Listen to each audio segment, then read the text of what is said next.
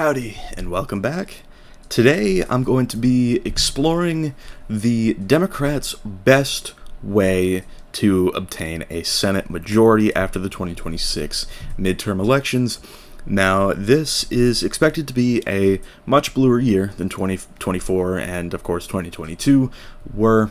Of course, 2024 did see the Democrats lose 4 key seats in the Senate. They lost Montana, they lost Ohio, they lost West Virginia, but I mean, it was kind of a miracle that this stayed blue in quotes for so long. And then Pennsylvania was kind of a shock upset for the Democrats in that race. So right now the Democrats hold 47 seats out of 100 to the Republicans' 53. Now, this map is not very, very good in terms of allowing Democrats to really make a comeback and get the majority. It does give the Democrats an opportunity for a couple pickups. Of course, there's North Carolina and Maine to talk about there, but if Democrats get those two, North Carolina and Maine, they're still at 49. And then if they pick up like a shock upset in something like Iowa, for example, that's 50-50, but J.D. Vance, Republican, of course, breaks the tie, and Republicans still hold the majority. So Democrats need to get 51 seats in the United States Senate in order to regain control. And of course, this is very, very, very exceedingly unlikely to happen, as but as Friday's scenario was, where I talked about how the Republicans could get a supermajority, or not necessarily could get a supermajority, just sort of the most plausible way that they could, in theory, get there, which, of course, won't happen, but, you know, I think Democrats gaining a majority in the Senate is more likely than that, at least. So let's go ahead and quit waffling and characterize all of the safe blue states in this scenario. We're gonna in a scenario like this, we're gonna say Booker gets it over 15. He did do that actually in 2020. So 26 bluer year. And of course, who knows really what is going to happen in tomorrow's governor's race in New Jersey. That one has been up in the air. I have no idea how to gauge that. But my predictions about New Jersey from there onward are going to definitely be different if Jack Ciattarelli somehow wins there. Virginia, could that be? This is also going to be one that I'm kind of tentative on calling safe, but in a scenario where the Democrats are winning a majority, this probably would get over the 15-point mark for Mark Warner. No pun intended. Say like Colorado. We'll go ahead and say it is. Okay. So that, I think, is going to wrap up all of the safe blue states. Now to cover the safe red states that certainly are not going to go blue anytime soon. Yeah, I think that wraps up. And of course, a couple on the very likely cusp. Obviously, states like Montana, Kansas, Florida, they might get under 15 in a very, very strong year for Dems, but ultimately not in reach for the party. So there's that. Yeah, all right, so to continue onward, some of the likely red states, I think realistically I can only call one more likely red in a scenario like this, and that would be Nebraska, where independent candidate Dan Osborne is running against incumbent Senator Pete Ricketts, but Ricketts is a much stronger candidate than Deb Fischer was, so I'm expecting Osborne to lose by maybe 9-10. So, still, likely red in Nebraska. Not a bad showing at all. But for likely blue states, we're going to say Ben Ray Lujan in New Mexico is going to hold that one down. It's going to be the same in Minnesota. This is an open seat. We don't know who the Democrat is going to be yet. I hear a lot of talk about Peggy Flanagan, the incumbent, English is hard, lieutenant governor, who is running for this seat.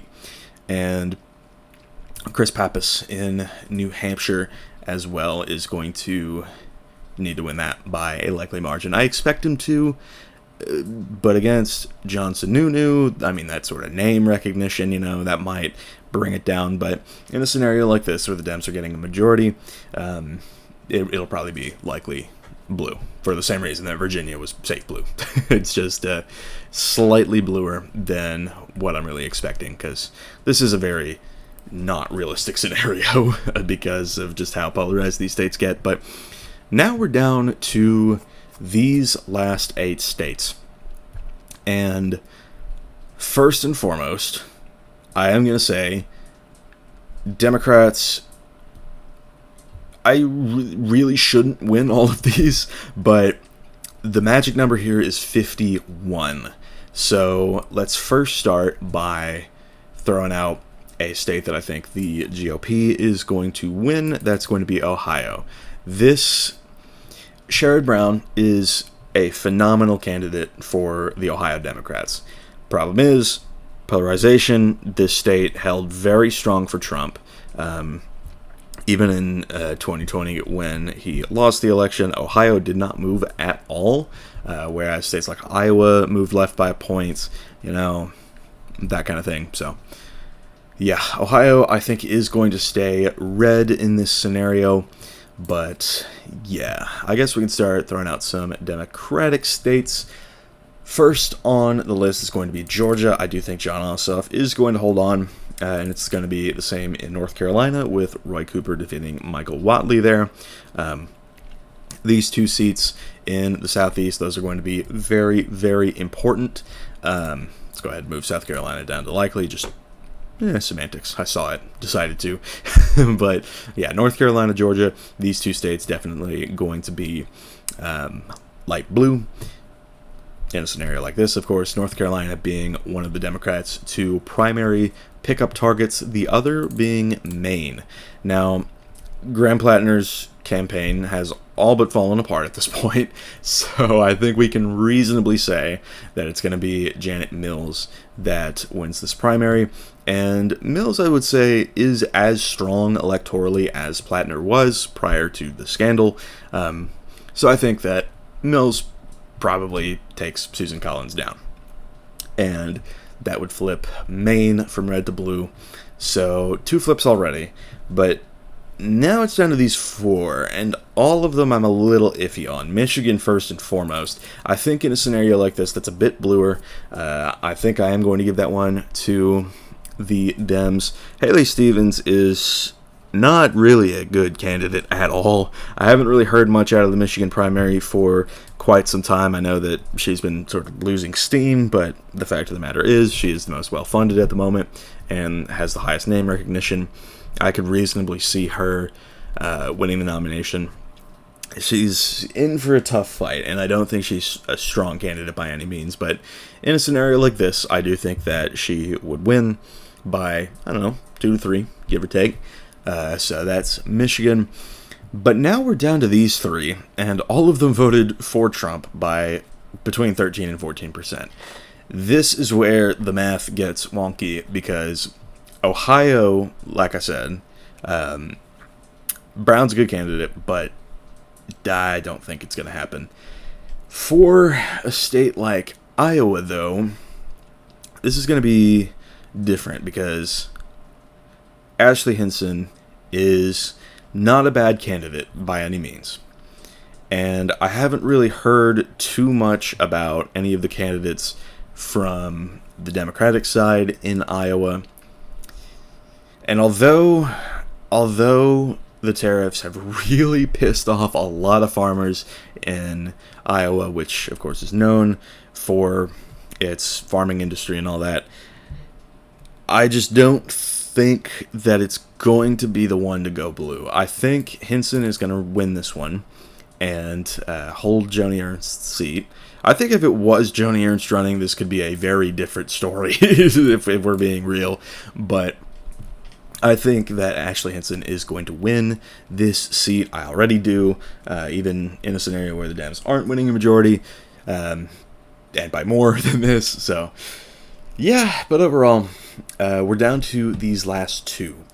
And in both of them, there is a very, very strong candidate for the Democrats running in a unique position, I think, in their respective states. Mary Peltola in Alaska is going to be our first recruit up, and this is going to be Peltola, of course, versus Dan Sullivan.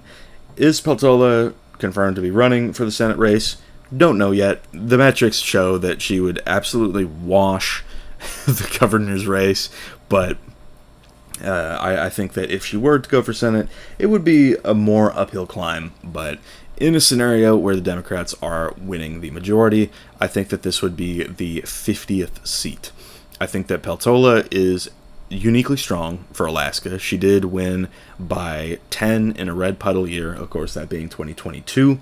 And then only barely went down. She outperformed Trump by 11% in her House race in 2024. Of course, she did lose that one to Nick Begich, but that should have been a wash for Begich, let's be real. But Peltola's strength as a candidate was what kept that one close. So, Alaska, I think Peltola could win this by just under a point in a scenario like this. But now we're down to Texas, and this one, I mean, look, I get it. There's a lot of people that clown on the whole Blexus idea, but for this specifically, this scenario is so avoidable for the Republican Party in Texas, but they might just blunder their way into a loss somehow. And the way that that's going to happen, James Tallarico, outstanding candidate for the Democrats. He really knows how to message. He focuses much more on things like the economy, and I mean, his ads are honestly very strong. They're the target audience for his campaign is swing voters and people who are dissatisfied with the Trump administration. And the hard part is getting them to actually vote for a Democrat. And it is Texas, let's be real, but this wouldn't even be in contention. As strong as Tallarico is, he would still lose if he was up against incumbent Senator Cornyn. But the primary is looking to favor Ken Paxton. Not by as much as it was before, but he is still favored from the most recent data points that I've seen.